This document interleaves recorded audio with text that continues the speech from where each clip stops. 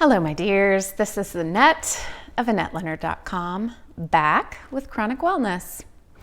I am in an unfamiliar setting today because I'm recording this from the Oregon coast, where my wife and I are staying for a week to celebrate our 25th anniversary.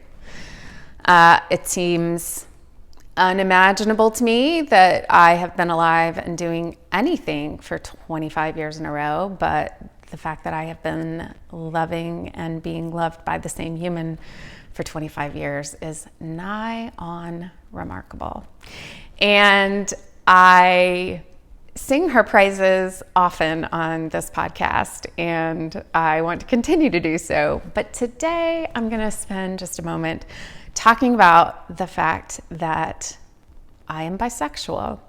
And maybe that's an odd thing for me to devote one episode of the podcast to, but it seems really worthwhile in a world where it still feels necessary for folks to come out who are not straight or gender conforming, because we know that people's minds and hearts are changed by knowing someone personally or having contact with someone who is LGBTQ.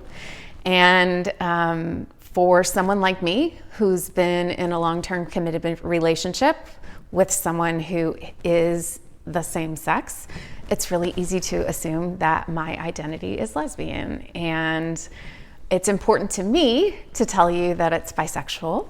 And by bisexual, I mean someone who is romantically attracted to someone who is romantically attracted to people of one or more genders.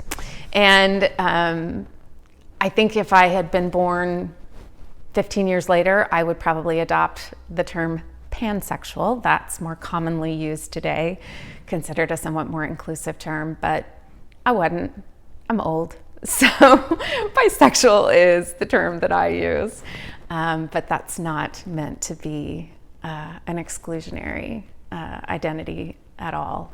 And I think that it's easy to assume that bisexual is just a phase, or that bisexual people are just slutty or indecisive, and that feels to me like all the more reason that it's important to make this video and tell you that this bisexual lady fell in love with her wife 25 years ago this week, and here we now are. And while this year, from January 2020 until now, has been one of the most difficult years that we have weathered in our lives together. I would say year 7, year 13, and year 24 really kicked our asses. It makes me all the more grateful, all the more appreciative, all the more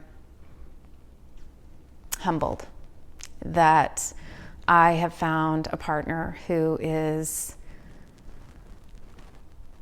loving and generous and has tremendous amounts of integrity and is signed up for the work and doesn't quit when it gets hard, and didn't quit when I got desperately sick or when she thought I would die.